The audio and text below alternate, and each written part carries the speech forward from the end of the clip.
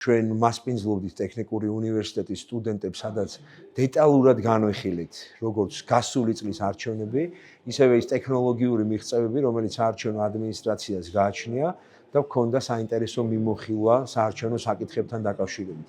Რა თქმა უნდა, ასეთი ტიპის შეხვედრები გაგრძელდება მომავალშიც და ჩვენ ცნობიერების ამაღლების ჭრილში, ისევე როგორც საინფორმაციო კამპანიების ნაწილში გვექნება ხშირი შეხვედრები ახალგაზრდებთან, რათა ერთის მხრივ მივაწოდოთ მათ ინფორმაცია საარჩევნო საკითხებთან დაკავშირებით და ამით გავზარდოთ მათი мотивация სხვადასხვა საარჩევნო პროცესებში ჩართულობასთან დაკავშირებით.